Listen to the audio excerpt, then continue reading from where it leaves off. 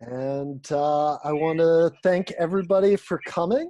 My name is Don Hall. I'm co-director of Transition US, and really glad to have David Holmgren here with us tonight for a special webinar on inhabiting RetroSuburbia. Before we get started, just want to make a couple quick announcements. First of all, this webinar is sponsored by Transition US, which is the national hub for the International Transition Towns movement, which is actively building local resilience from the bottom up in over 1,000 communities worldwide. To learn more about us, find a transition initiative near you, sign up for our newsletter, or donate to support programs like this one, you can visit our website, transitionus.org. I also want to let everybody know briefly about this webinar format. After I finish my introductions here, we will hear from David himself. And we will have some time for question and answer, and then some closing comments. This will run about 90 minutes. You can enter in questions at any time by either selecting the Q&A module at the bottom of your screen and typing into that, or the chat module, which is also in that bottom toolbar. You can also go under participants to click on raise hand if you'd like to ask your question to David live on the air, and I will unmute you. So David is the kind of guy who probably doesn't need an introduction, but I just wanted to say that the first time I got in contact with David was last year around our first National Online Summit. Our National Collaborative Design Council of Transition US decided that we wanted to give David the Transition Ally Award on behalf of the permaculture movement. And as many of you probably know, the transition movement really grew out of permaculture and is one of a number of strategies of taking permaculture to the community level and the mainstream. And Rob Hopkins, the founder of the transition movement, was deeply influenced by David's previous book, Permaculture Principles and Pathways Beyond Sustainability, an absolute classic in this field if you haven't read it. But tonight I'm very happy that we're going to have a chance to hear about RetroSuburbia. Because suburbia is often lampooned as the most unsustainable living arrangement that humankind has ever created. Talked about that way in films like The End of Suburbia and Escape from Suburbia. But David, in this latest book, really talks about, how we can retrofit the suburbs, how we can revolutionize the suburbs to be a more sustainable way of and resilient way of living. So really excited to hear about that. The book was particularly written for an Australian audience, but I think it's going. What he's going to talk about tonight is very relevant for us here in the U.S., as many of us live in the suburbs. So without further ado, I'd love to turn it over to David for his presentation. Thank you so much for being here on your Thursday morning. Thank you, Don, and apologies for the technical delays and the lack of video in the presentation. At least you can see the slides. So in this presentation, I want to illustrate using the book RetroSuburbia as an introduction to the ideas that are really both a manual and a manifesto for how we adapt in situ, given that most people in countries like the United States and Australia live in some sort of development that we would call suburbia, even if that is not on the fringes of the large cities, but also in small towns and even villages like where I live here in central Victoria. So RetroSuburbia is really a pattern language of retrofitting in three fields: the built, the biological and the behavioural. And it's governed and empowered by permaculture ethics and design principles.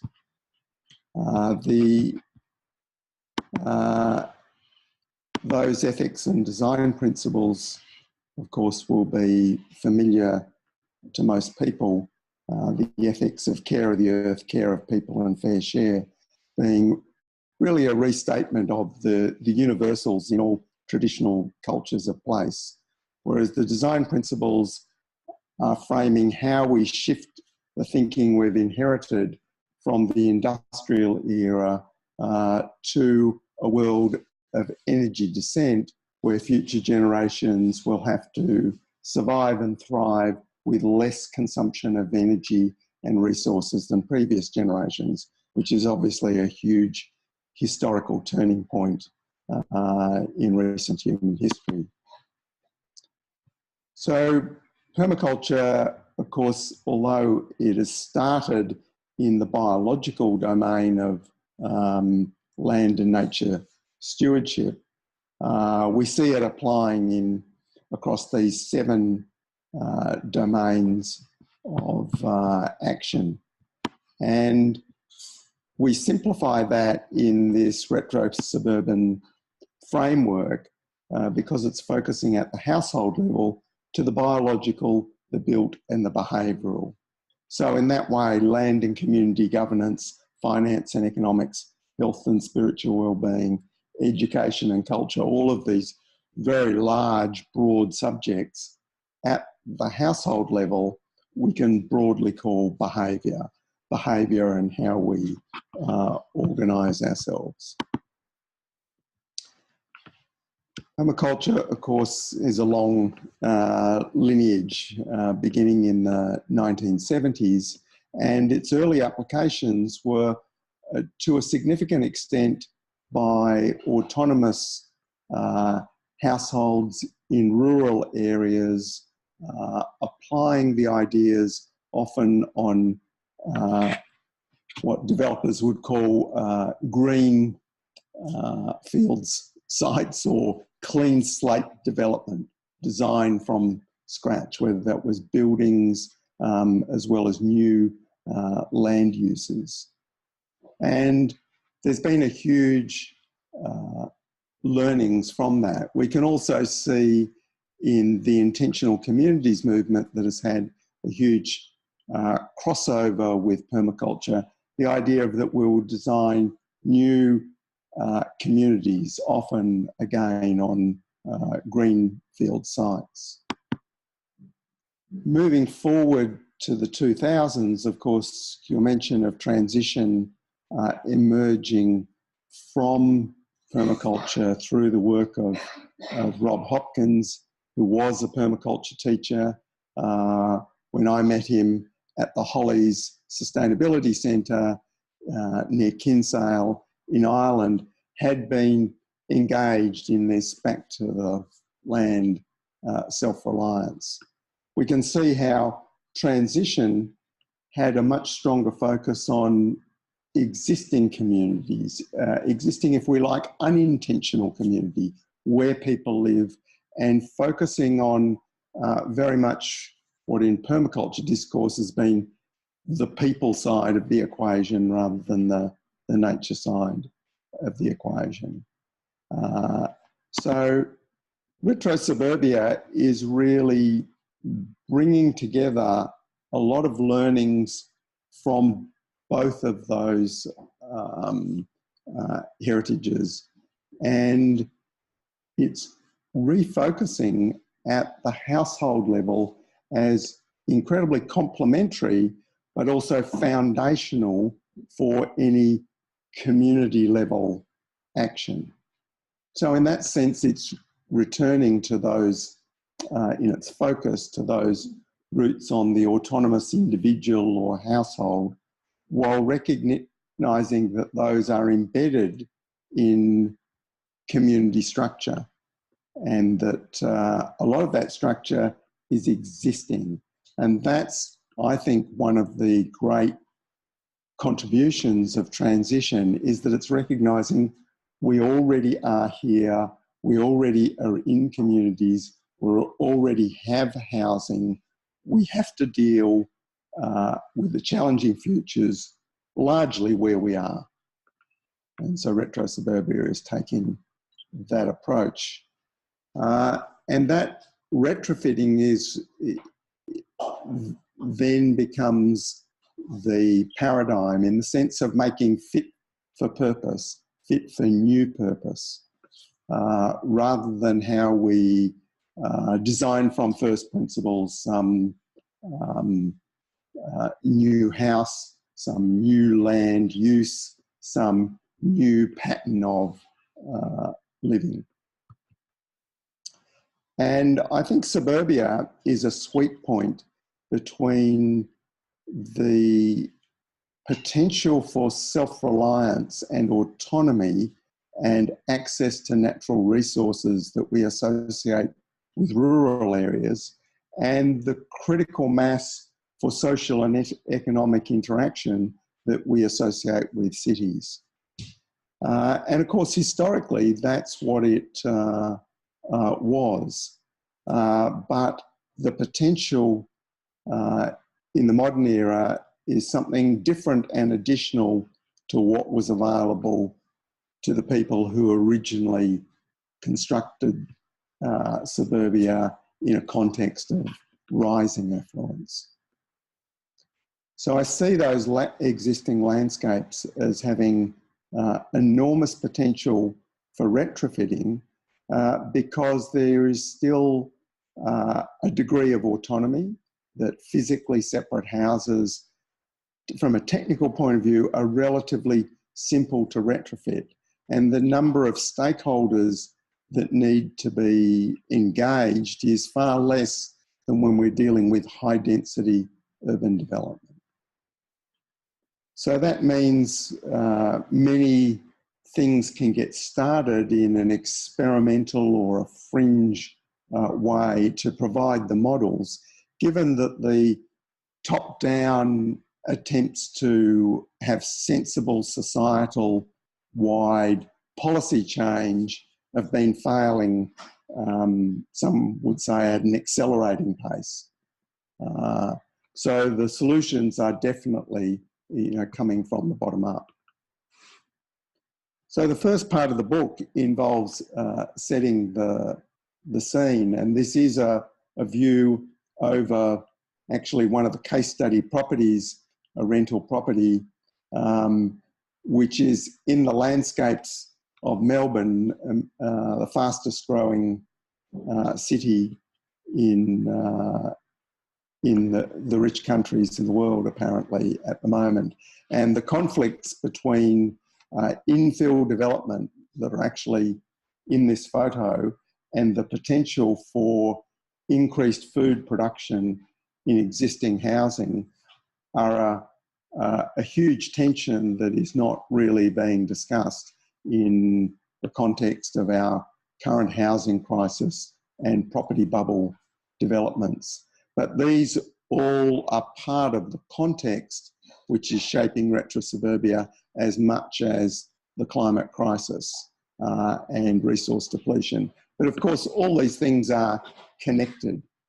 In the book, we don't go into those areas in any detail at all, because we think there is other sources for people to do their own due diligence on those issues. The book is more focused on people who are already seeking to be more proactive about how they plan their future. And this graphic from the book encapsulates two tensions which we think shape people's decisions at a household level. The first is the the advantage of consolidating where one already is, what one knows. And so, of course, RetroSuburbia in its broadest sense is saying there's huge strengths in that. But for particular people at particular stages of life, example, older people who know their community, have a lot of contacts in it, there's a lot of advantages in staying put.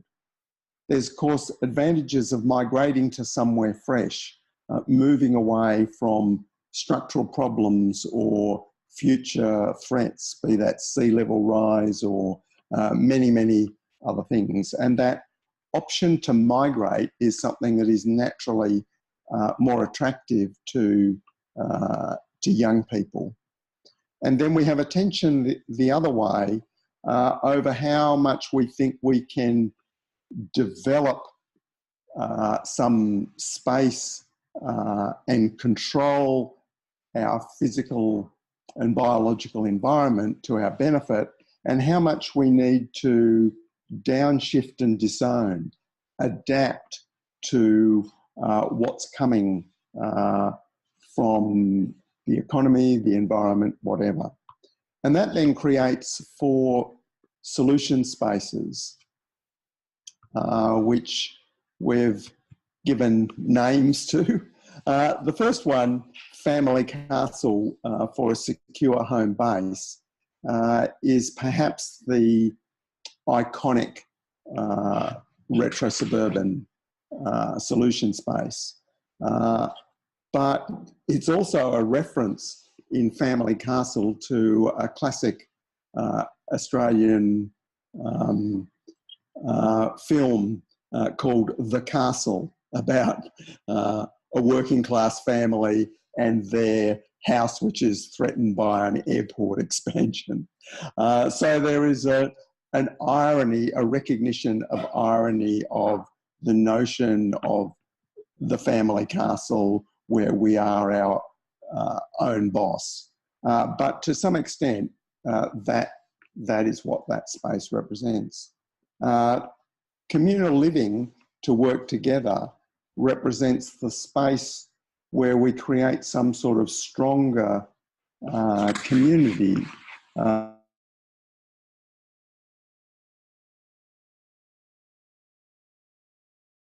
Emblematic of that involve greater investment in collectivity and work before those benefits come.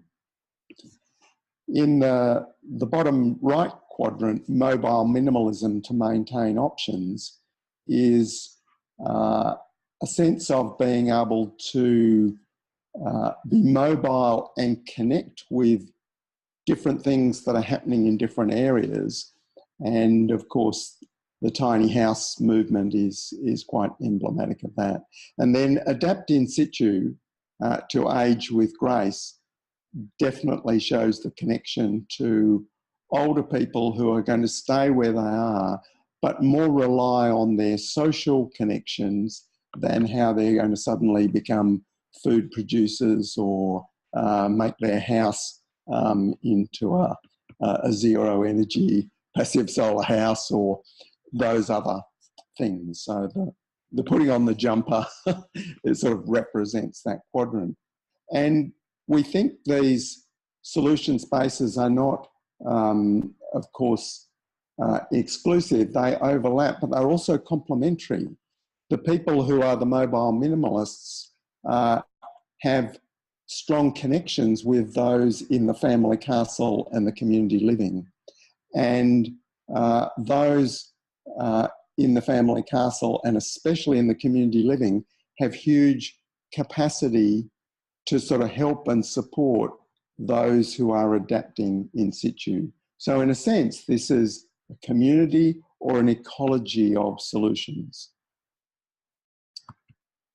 Another part of the introduction to the book is my Aussie Street story, which is really a permaculture soap opera in 4 acts from 1955, the golden era of suburban expansion, through to 2025, in which I posit the second Great Depression. And it shows how the people in Aussie Street survive and thrive through that transition. It's been a presentation that I've been doing in partnership with local government in the last year, but building on versions of this story that I've been telling for over a decade. And I think I found it that through this storytelling is a very powerful way to talk about challenging and difficult issues, and making that real and in a way that relates to environments that people know.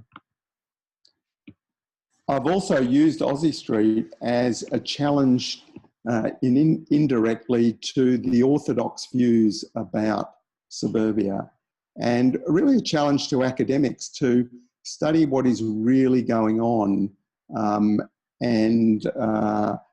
So I have this meta-analysis showing how the suburbs become more unsustainable as there's more building area and less people and less time spent at home, and this escalation of greenhouse gas emissions, when in fact the permaculture-inspired retrofit in the 2000s and then the full-blown RetroSuburbia in the 2020s actually deals with a lot of the problems that we see with suburbia, with more people, but not necessarily more building space, and more time spent at home in the household and community non-monetary economies, and what I believe is a possible dramatic drop in greenhouse gas emissions.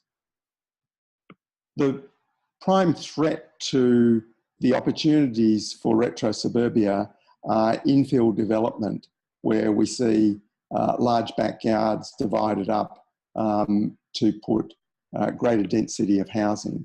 And this has been part of the orthodoxy of the planning profession for so long, that we can either do this, or we can expand at the fringes, or we can go up at the centre. But in fact, we have more building stock than any people have ever had in history. And in places where the building bubble has been so extreme, like Canada and Australia, in our city we have 60,000 houses which are just kept empty. But when we look at the actual occupancy rates by the number of hours people spend at home, we find that we basically have empty buildings under lock and key, where people are rushing from those buildings to commercial and public spaces at school, at work, at the gymnasium, at the coffee shop, at the dog shampoo service. All of these activities are expanding the monetary economy and creating our crowded cities, but they're doubling and tripling the amount of built stock we need, while all of those buildings are effectively not being used. So that means we have this unique position in history where we could re-inhabit what we have without building anything more for possibly decades, even with a rising population. So the main part of the book focuses in the three fields: the built environment. This is just a beautiful photo inside a traditional yurt, but that yurt is actually in a backyard in a suburb of Melbourne, where the boundary fence between two properties has been taken down, and a lean-to kitchen has been added onto the side of a garage, and that garage driveway is now blocked by a pizza oven and other constructions. There's also a gate through into the neighbour's backyard, and this is part of a network of people who are just adapting these small houses that were built in the 1950s that are only 2 bedrooms, but where there is additional semi-autonomous space such as this yurt. And this also emphasises, of course, how much of the retro-suburban process is an informal one with social licence from neighbours and others rather than necessarily legal licence. Another classic template within the built field is the retrofitting of garages to passive solar.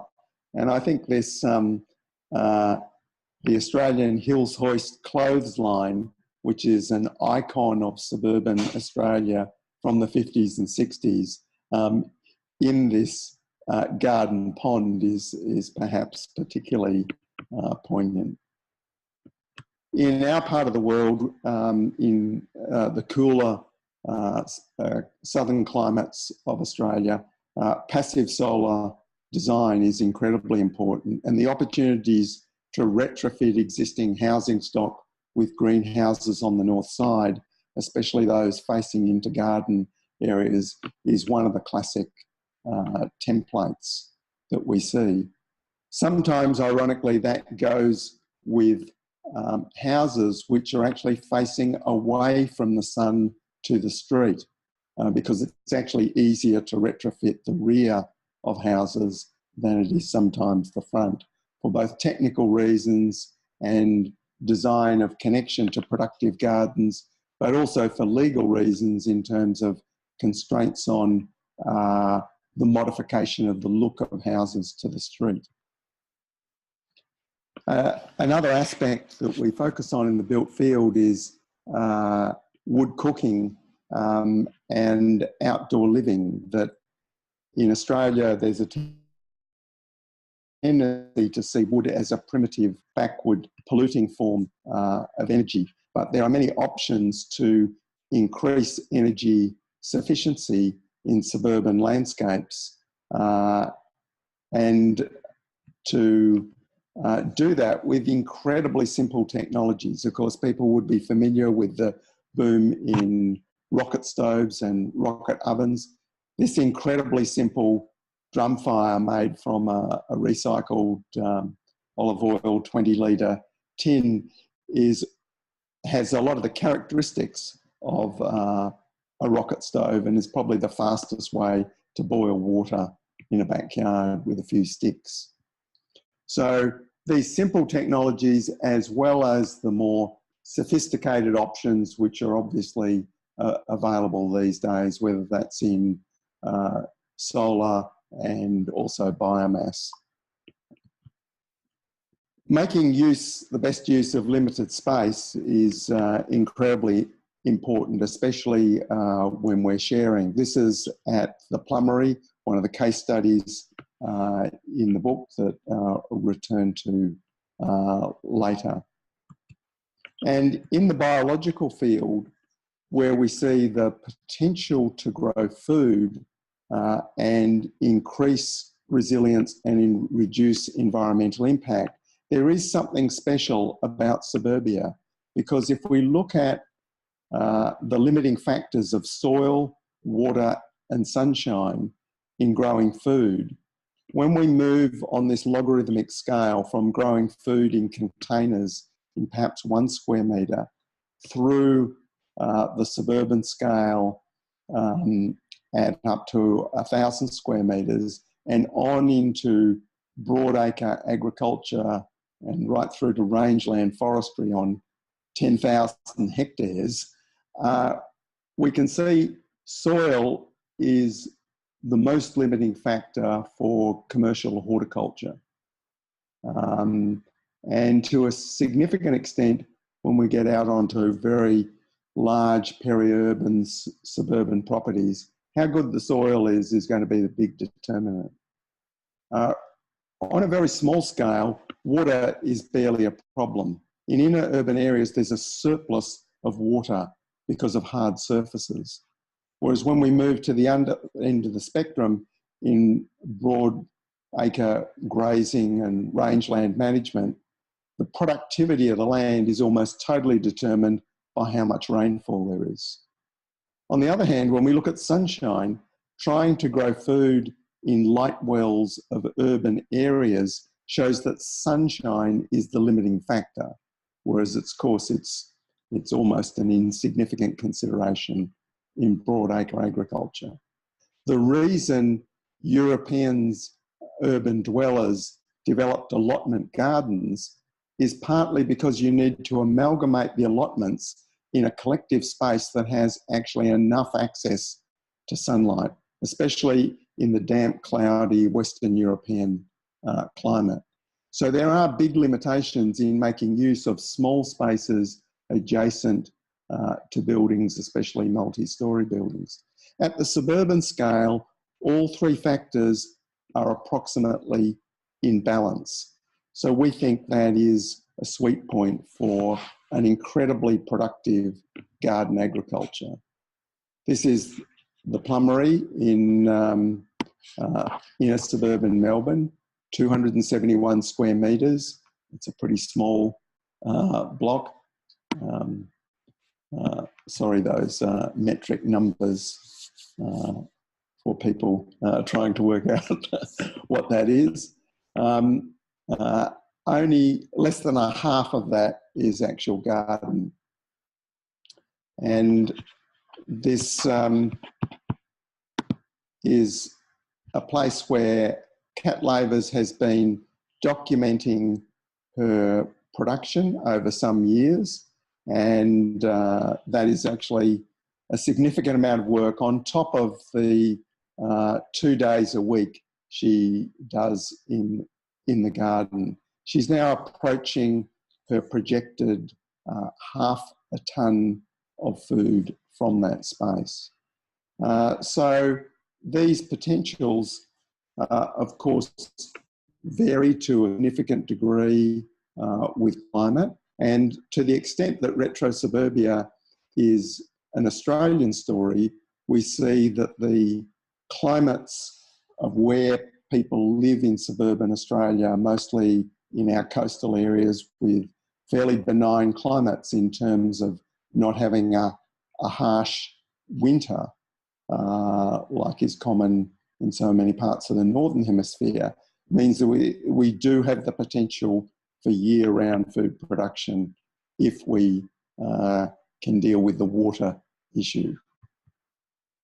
Of course, animals in the system are an incredibly important part.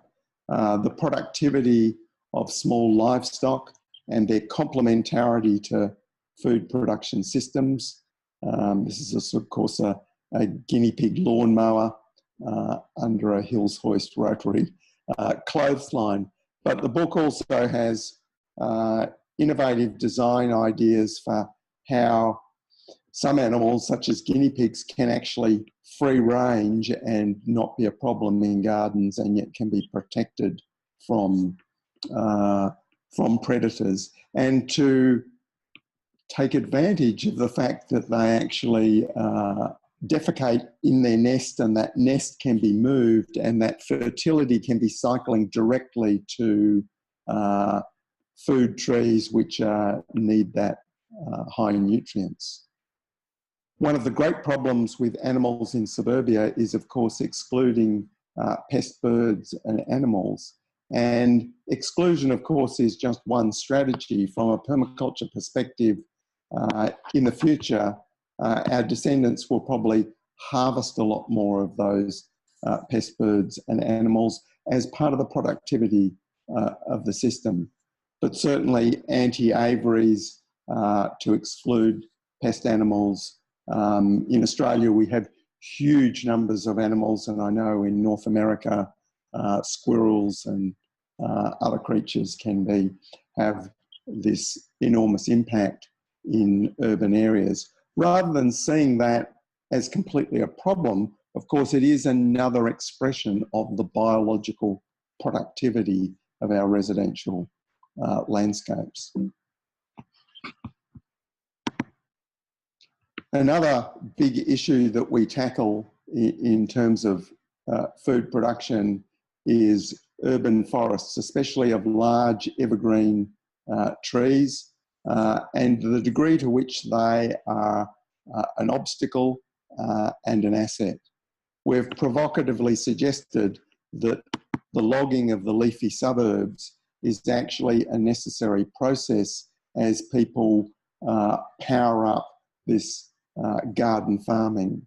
Not only do we need to lose some of the large, especially evergreen trees in our suburban landscapes for food production, but also for access to solar panels, passive solar design, and in increasing vulnerabilities to catastrophic storms, which mean very large trees overhanging buildings is not necessarily a great idea.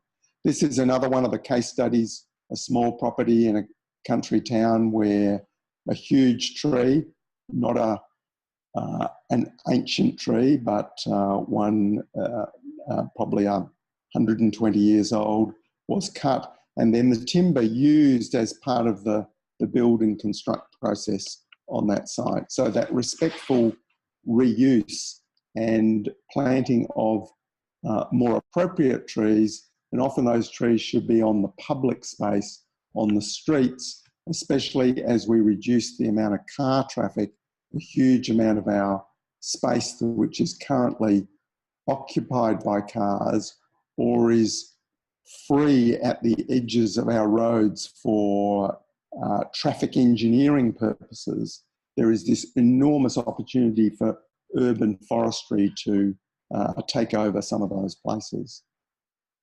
But of course, in many situations, trees need to be contained to grow food rather than cut down, and we address the different strategies for containing trees, including vigorous food-producing trees such as figs, which we've certainly found in Southern Australia tend to be a bit incompatible with intensive vegetable production at close hand. The behavioural field is the largest in the book, and it's, as I said, deals with all of the different living arrangements. And I think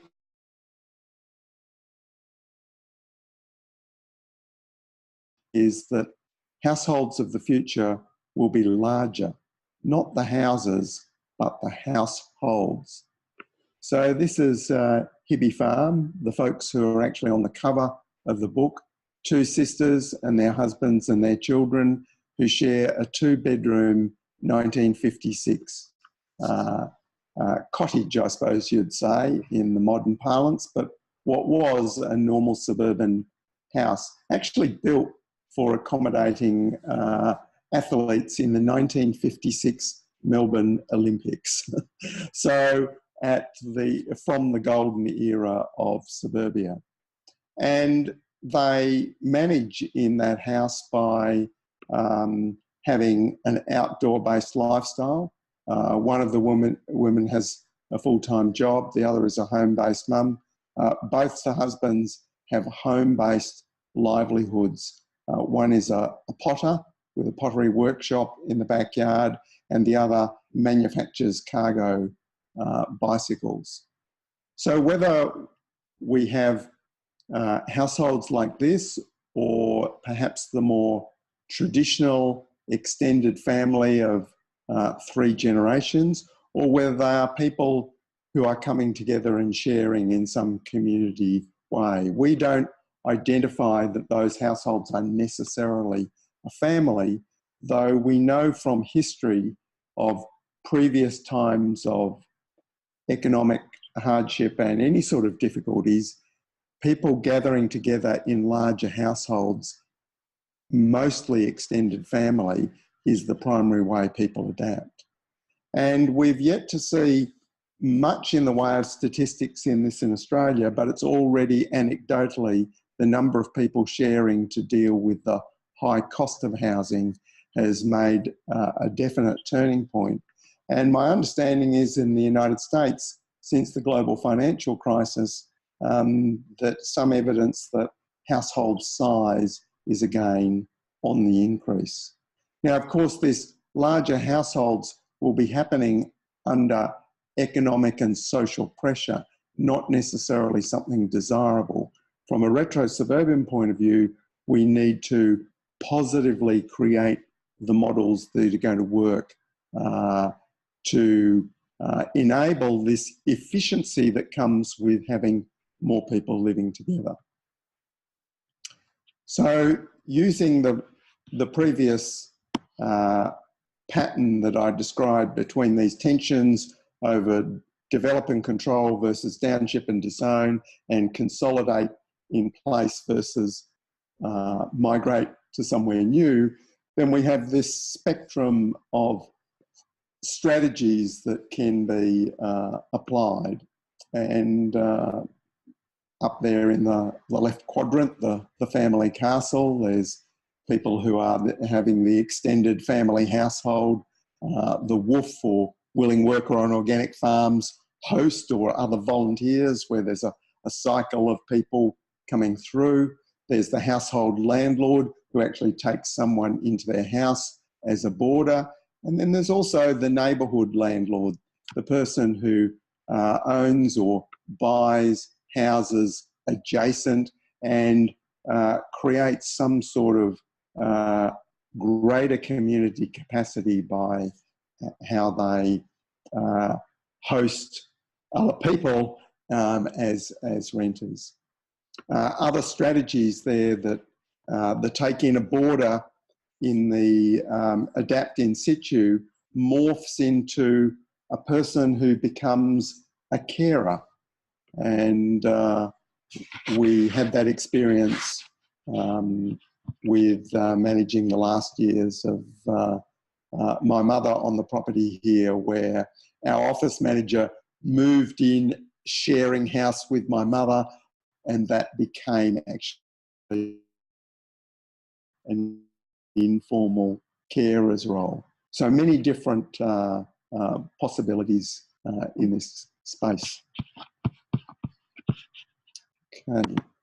So this is another one of these diagrams that we've used to sort of try and take a fresh look at this issue that so many people constantly talk about, the work-life balance. But often that's cast as just paid work versus the rest of one's life. Whereas what we see in a lot of people trying to make these transitions to a more self-reliant, ethical and lower footprint life, that there's a shift of people moving their activity from those dominated by market norms on the left over to those dominated by social norms. So this is a downscaling of the monetary economy and an upscaling of the non-monetary economy of self-reliance, gift and reciprocity. And so that needs to be understood as one polarity between the other one, across the other one, between what we call work and play. And by work, we mean any productive activity that provides for real needs. And by play, we mean any activity where one gets some reward from what one is doing that is greater than is actually justified by some contribution. And so on the left, we have the space at the top left, profit and loss. This notion where we're working in some job and there is an equation of, okay, what is this costing us? What benefit are we getting? And there's a lifestyle there that's far up in that quadrant that we call work for the man. And that might be 50 waking hours a week in paid work and 20 hours down in the other quadrant, the consumer heaven quadrant, which is really actively consuming, shopping, buying online, subscription to Netflix or any activity. Also in that activity is actually paid education. So it's not necessarily saying that is a demeaning thing. And then we can see in that work for the man, that person is still doing 20 hours of maybe housework and other work to maintain their home base. And they may be doing 10 hours of just relaxing or doing things that are for sort of internal balance rather than material needs. So these different lifestyles have different proportions of that. And so we've called, you were given a sample there, hedonic treadmill, responsible transition. A lot of people would see themselves in that space, but also identified this serious resilience up here in this, and frugal hedonism, which is focusing more on how do we enjoy life more by it being simpler, and down another extreme one down here, monastic frugality. Now, of course, these might be individual lifestyles, but they will be nested in a household situation. And also we can see how people through life start as children in this sector, which we call voluntary simplicity, and in a traditional society tended to migrate up into these two top quadrants, with men tending to move mostly over into the profit and loss, working in the monetary economy, and women traditionally maintaining the household economy. And then we can see how many mature age baby boomers of relative affluence drift down into this consumer heaven space, and then in dotage people move back into this voluntary simplicity. So this matrix has a lot of different levels, but we primarily see it as a tool for people to try and audit what they are currently doing and rationally assess where do they want to change. Of course, another aspect of this is the other side of the food equation is consumption. What are we eating? Because many of us have found over the years it's one thing to be successful at growing food, but if the household goes to the fridge and the supermarket and doesn't consume what we produce, there's not much point. So this shift of diet is a very big part of what we're talking about. We've suggested in this essay, Feeding RetroSuburbia, that obviously garden agriculture has some strengths and some limitations. And we imagine that it's possible from a combination of garden agriculture largely outside of the monetary economy and the household and community non-monetary economy, and urban agriculture, some of it communitarian, but most of it actually commercial, could be supplying half of the food supply that residents of suburbia are consuming. That's not true of our high density urban cores, which are always going to be dependent on food from elsewhere. So we see that 50% of that food would still be coming from rural agriculture, which in a relocalised bioregional food system could be that immediate hinterland. And then still small amounts coming from wild harvesting, both in urban areas and in rural areas. So in that sense, talking about the retro-suburban diet is not a prescription of what people should be eating, but suggesting an average of what might emerge over the next couple of decades. And my reference point for this was just data on what the current Australian average diet is. And so there's some very large shifts in this diet from what the average Australian diet is. Considerably less dairy, less meat, a lot more veggies, more fruit. And you can see that there's focus on vegetable production.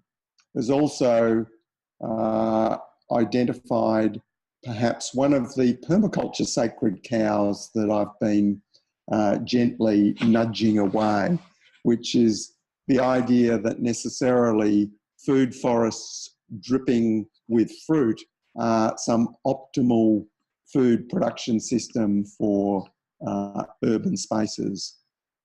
All the dietary evidence and our own experiments over the last 40 years suggest we should be consuming a lot more vegetables than fruit. And so that still requires significant space for annual production and for sunlight to do that with an appropriate amount of perennials and fruit and nut trees. So this essay, it's a small ebook downloadable from the RetroSuburbia website, Feeding RetroSuburbia from the Backyard to the Bioregion, was really to help put in context what people can do in their own backyard, that is part of a larger pattern, rather than a sense that, oh, is this all futile, what we are doing, or does it all need to be commercial agriculture elsewhere? That these complementarities that we need to rebuild between the non-monetary and the monetary, between the suburban and peri-urban and hinterland food system. And I'm not suggesting in this that this is a top-down redesign of the whole food system. It's actually more the rapid growth of a shadow food system, which is developing an alternative food system, which is developing in the shadow of the centralised system, which I think that governments under almost any imaginable future scenarios will persist with making sure that the supermarket shelves are not empty of food, but that system will be more and more constrained in the future and more locked in a way which will be unproductive. So I think the primary message, of course, of RetroSuburbia is one of quality of life and resilience, and that the lower environmental footprint and the metric of greenhouse gas emissions are really just a byproduct of that, and that the potential for this message to stretch across the increasing gulf and divide in our countries between those who believe in climate change and those who don't, that many of the messages of RetroSuburbia don't require people to believe in climate change. So I'll finish the presentation there with just a reference to the website, which we are building as including a lot of tools, like this RetroSuburban real estate evaluation tool, and other information and resources to not just complement the book, but build the repertoire of case studies. There's now 12 case studies on the website, and we're hoping to build more. And over time, once we get that established as an Australian-focused thing, to have, again, overseas examples of RetroSuburban solutions. Thank you. Great, thank you so much.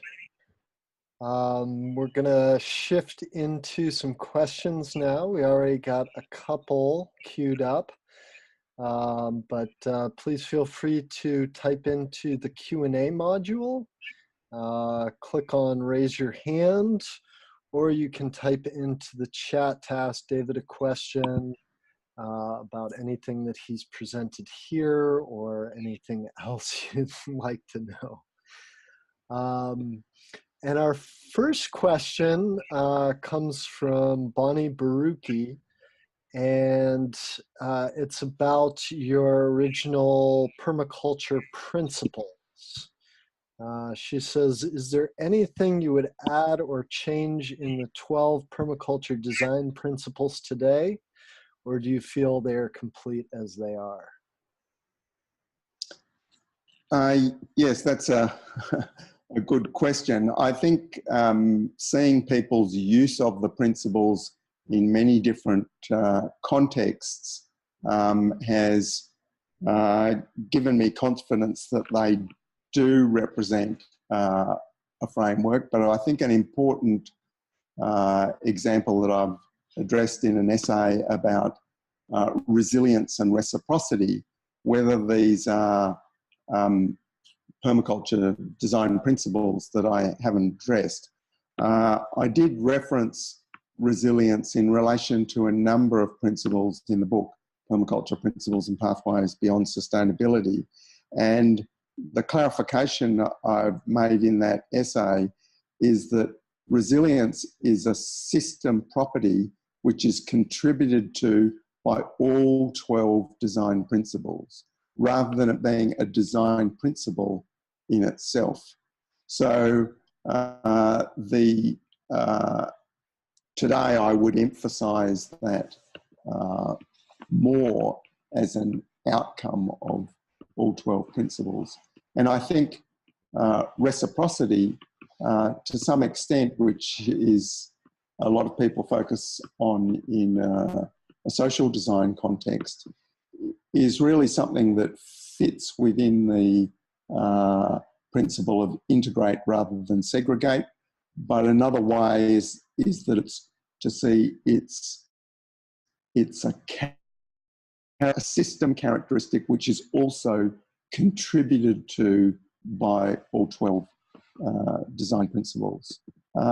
Of course, you can go on the internet and see lists of permaculture principles from 3 to 103. And it's, I suppose, for others to judge whether that framework resonates for them. But certainly that greater emphasis on how those principles contribute to resilience, I think, is an important point that was not emphasised enough in that original work. Great, thank you. We have another question here from Mark Judeman, and I just want to check, David, are you okay with going till 1/4 hour? Definitely. Okay. Yeah, so since we started a little bit late, we'll be going to 45 past. So if you need to jump off at 1/2 the hour, do know that there will be a recording of this sent out to you later this week. So you'll be able to see the whole thing. Mark's question is, he says, David, forgive me if you address this in your book. He's just starting it. One of the criticisms of suburban development in the US is that ancillary services, schools, shopping, etc., are designed so that cars are required to access. Hence, much of the carbon emissions associated with transportation. How do you suggest that this problem be addressed in retrofitted RetroSuburbia? Yeah, that's, I agree, that is the perhaps the largest criticism.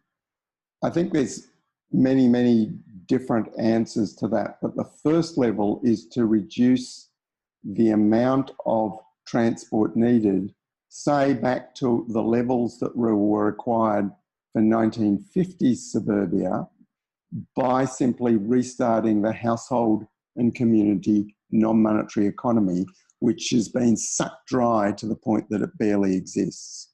So that means people are mostly going away from their home to do almost everything, to work, to play, everything. So the level of traffic generated by modern ways of living is enormously greater. When more of our needs, both material, social, are actually at home and in the neighbourhood, in the walkable neighbourhood, then we don't need to go away as much. And then, so if you say, oh, well, okay, 1950s suburbia still required by the scale of those years relatively more car transport than, say, higher urban densities. And there's been big arguments that those densities were too low to support public transport. In fact, when motor car transportation wasn't such an addictive, habitual dependence, suburbs of quite low densities in Australia and the United States had public transport, which was adequately, had adequate numbers of people using it to make it viable. So it's not true that it's impossible to have public transport systems servicing those relatively low density suburbs. But we've got some very novel factors that mean that we can decrease the need to travel even further. And the first of those is modern internet communications. That the capacity to work from home, to communicate, to exchange information is a complete wildcard that was not available to our forebears.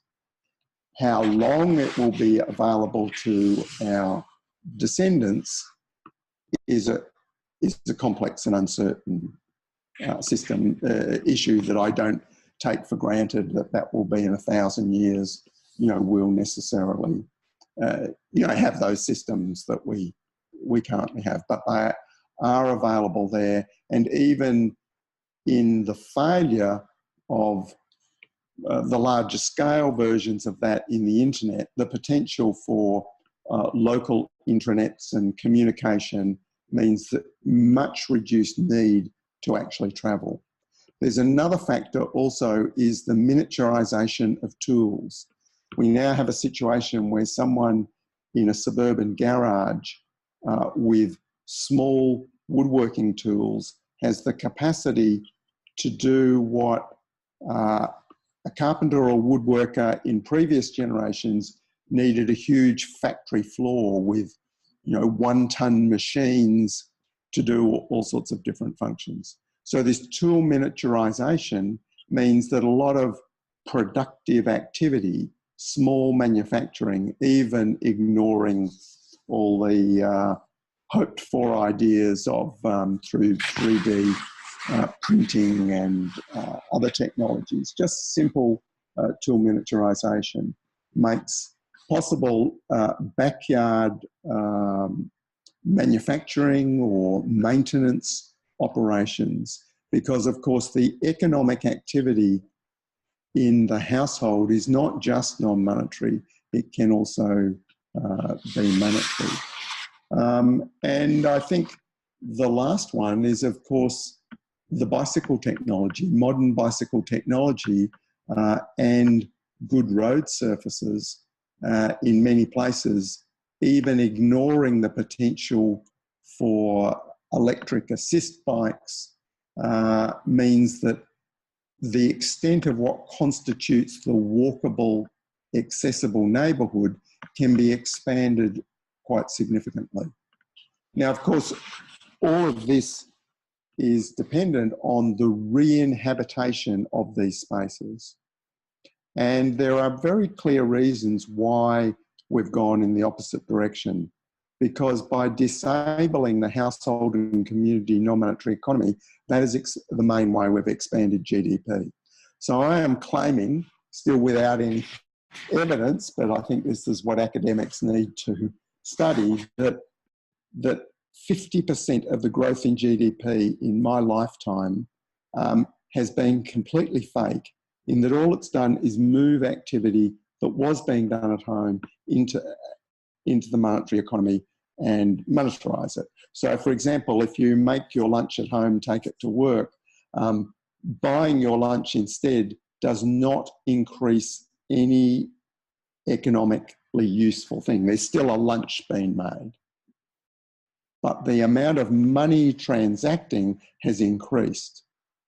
So if a lot of the growth we've had has been achieved by dismantling home-based and community-based self-reliance, if we have the evidence that it's better for us in our lives, it's better for the planet, and it's better for the community to rebuild some of those activities, then we can move that activity back and call it economic growth. So in that sense, I am actually pro-growth. But I think I need to be honest that this substantial redevelopment of people doing things in this way will lead to a contraction in GDP. And of course, the system is addicted to growth in GDP. And so that's why this vacant, empty suburbs and everyone going everywhere else for everything has been the state we've got to. Now, sorry for the long answer, but there's one last aspect to this.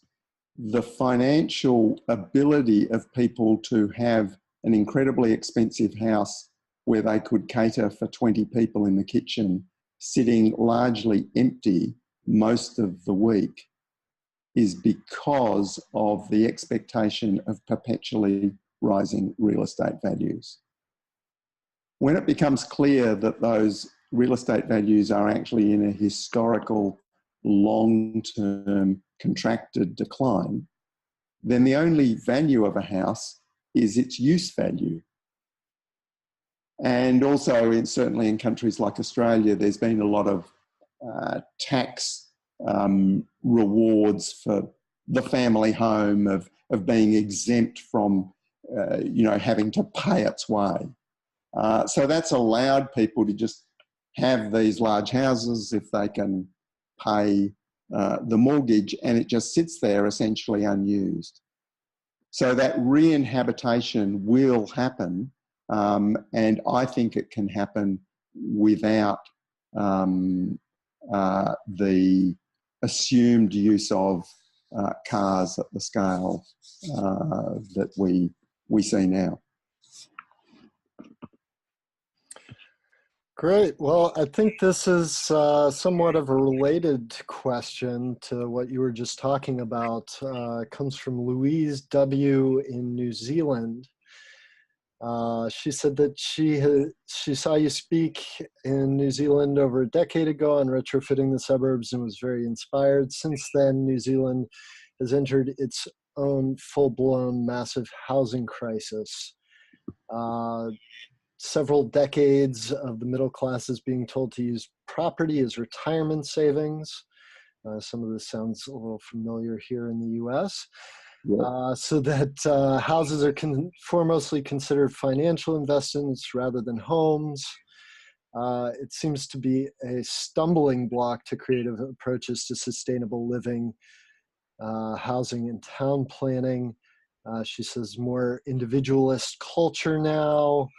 That people are becoming more aware of climate change, but how do we shift this cultural dynamic? I think she's particularly referencing the housing crisis and people using their homes as investment vehicles.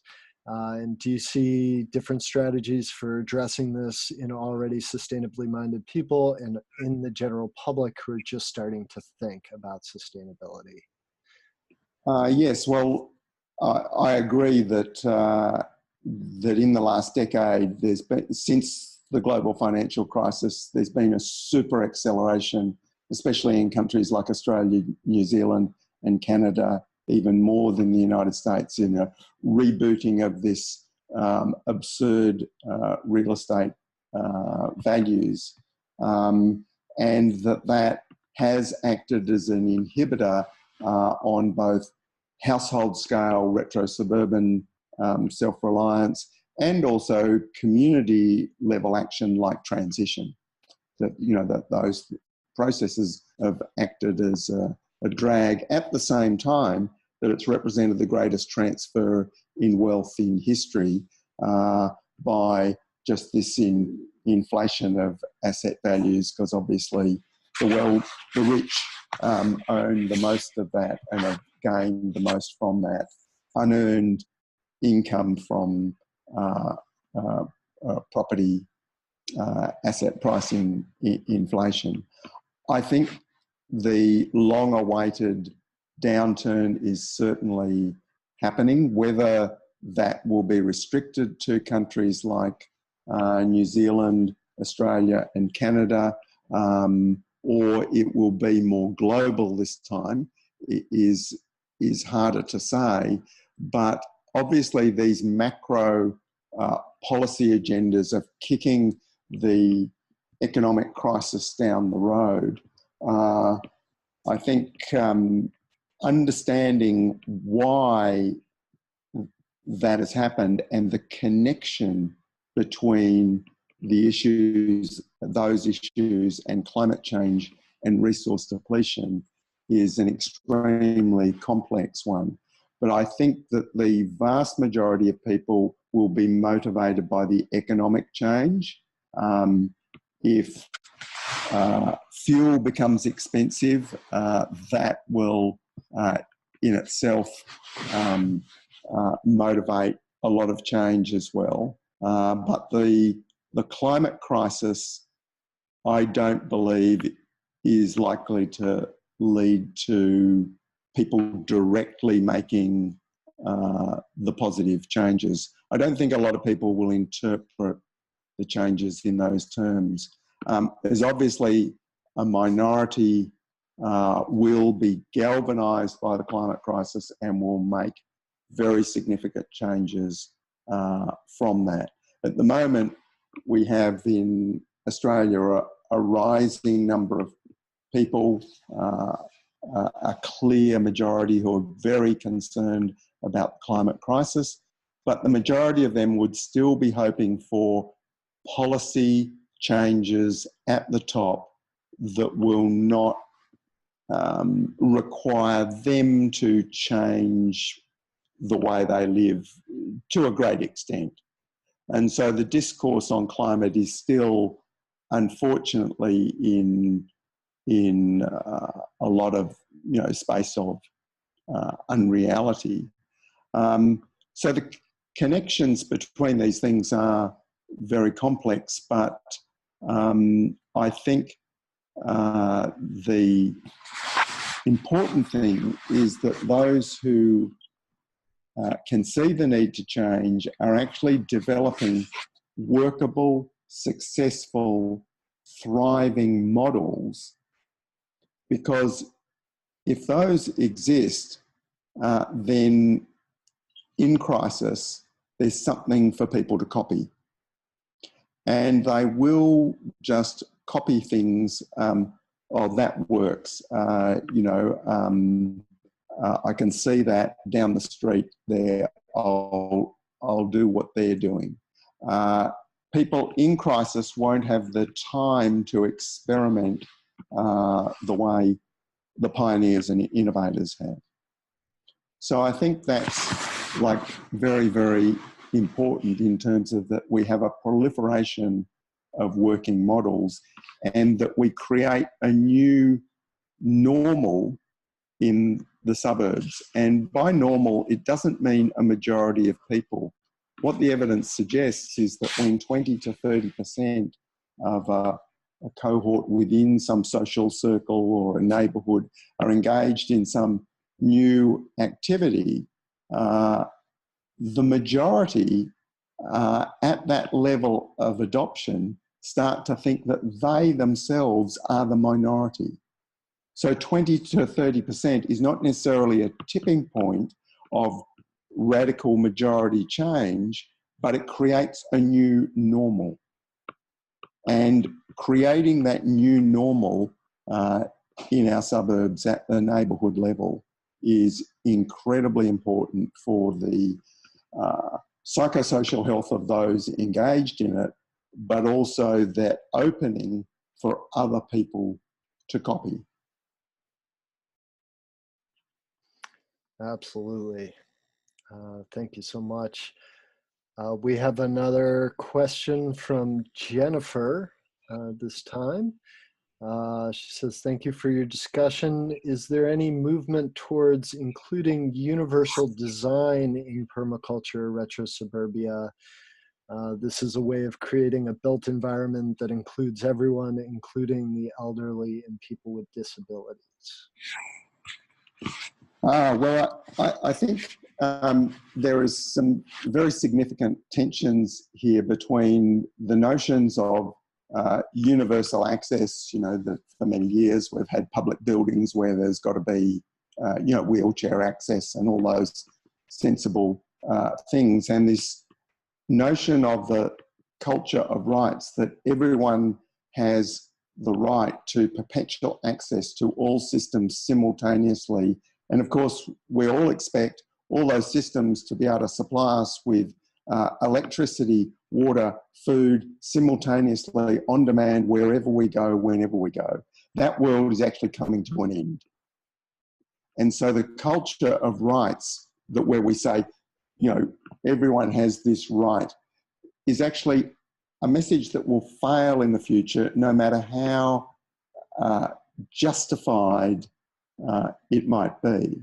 So I think there's an important tension there between understanding energy descent and the pursuit of equity and fair share through a culture of rights. So in the same way that we are not going to redesign all of our residential landscapes to make them energy efficient, we're not going to redesign the steep suburbs of towns like San Francisco and Wellington in New Zealand, let alone Positano on the Amalfi Coast of Italy, to make them all, you know, friendly, accessible to disabled people. But in saying that, the opportunities for small-scale retrofit and considering elderly and disabled people in the design of spaces, of looking at shared housing where there are elderly people on a single level at ground floor with level access to the outside, and maybe younger people, carers or others actually upstairs, you know, using facilities. And we've actually done this on our own property with new design. Of course, it's easy to do those things with new design, and it's still possible to do them with retrofitting.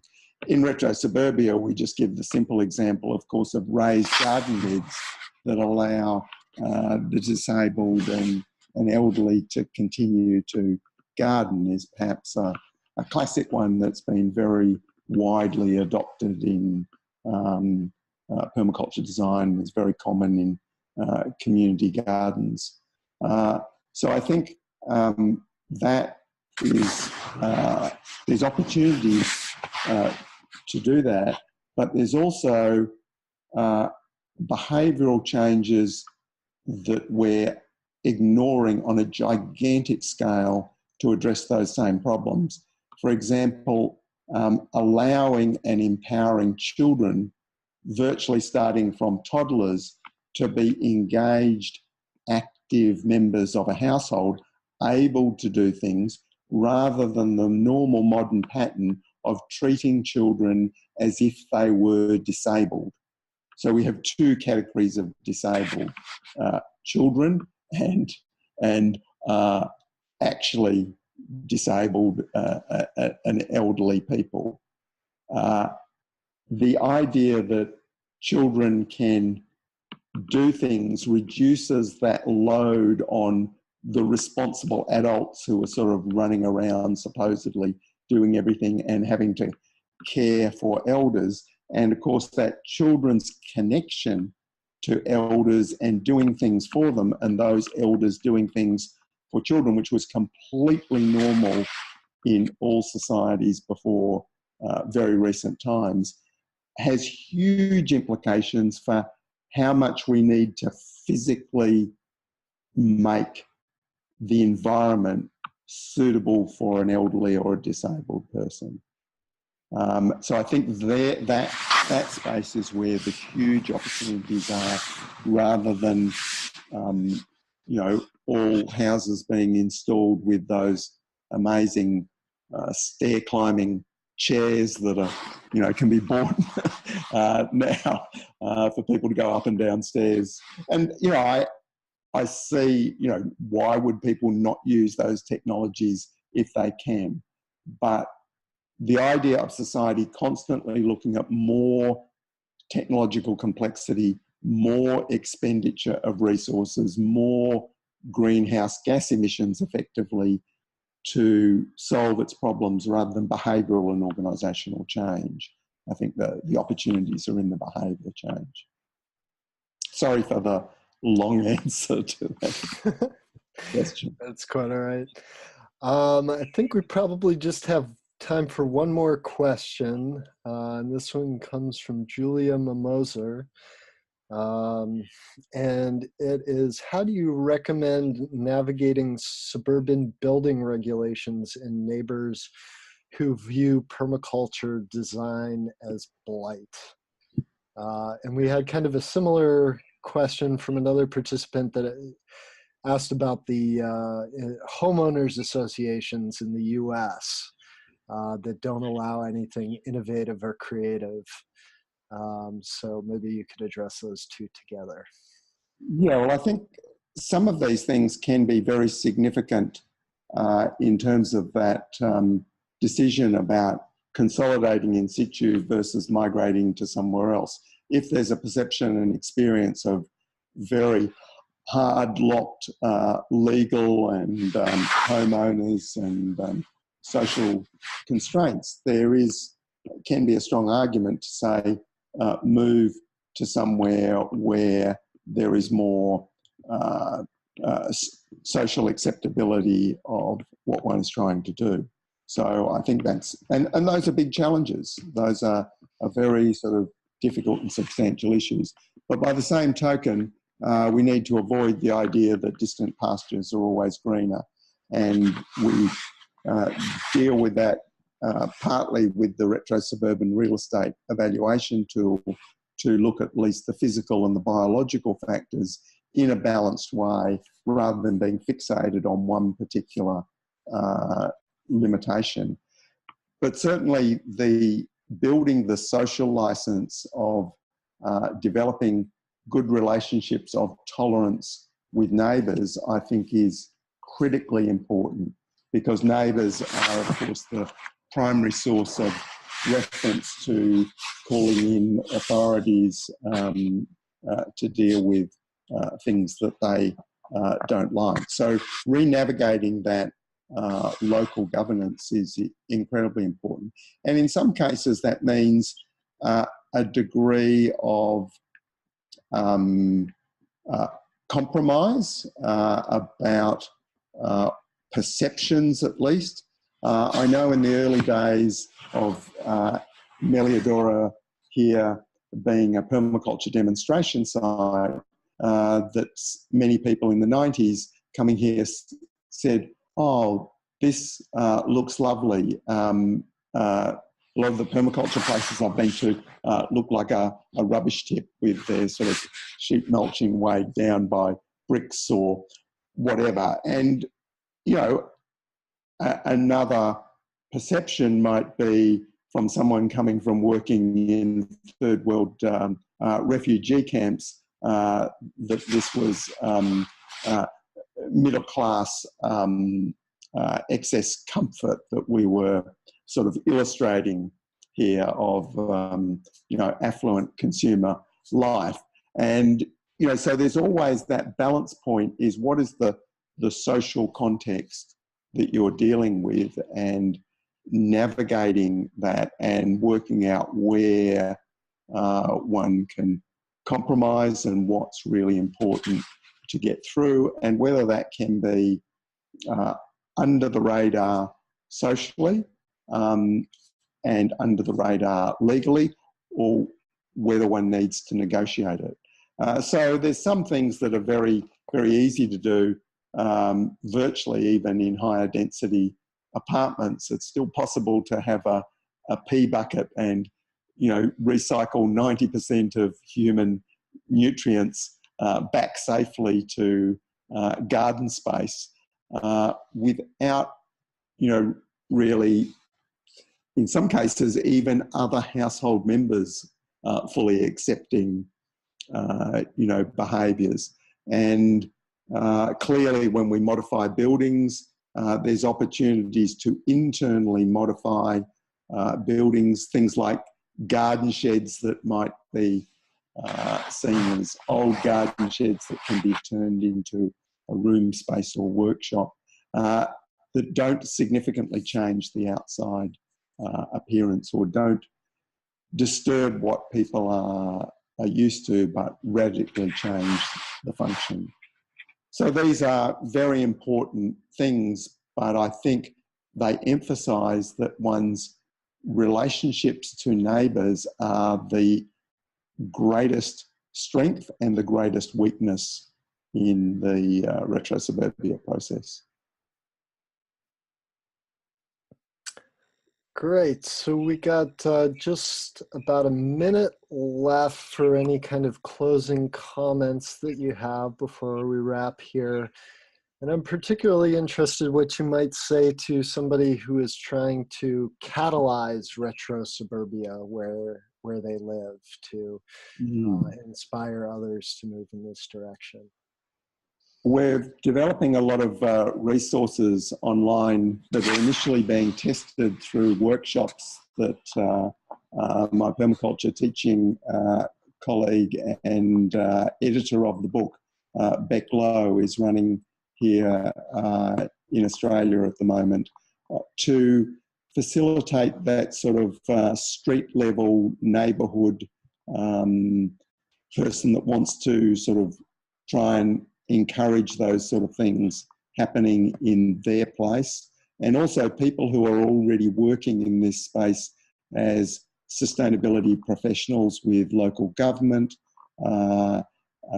to take a lot of those processes out to other people, including at the sort of kitchen table sort of meeting level. So people who are working publicly in this space, right through to people who just want to do it themselves, but they'd like to sort of talk to other people that they share childcare with, or any sort of small thing. We're hoping those resources will gradually expand, and that people will take the RetroSuburbia framework and use it in their own way, but also add to these resources that we're building up and sharing those through that. We're managing to do that so far without any direct funding support, but a lot of that will depend on how these projects work. And we see it that a lot of the RetroSuburbia will just be an agent of positive influence through similar sorts of programs that are already running, whether they are things in Australia like that are called transition streets, encouraging this neighbourhood level work.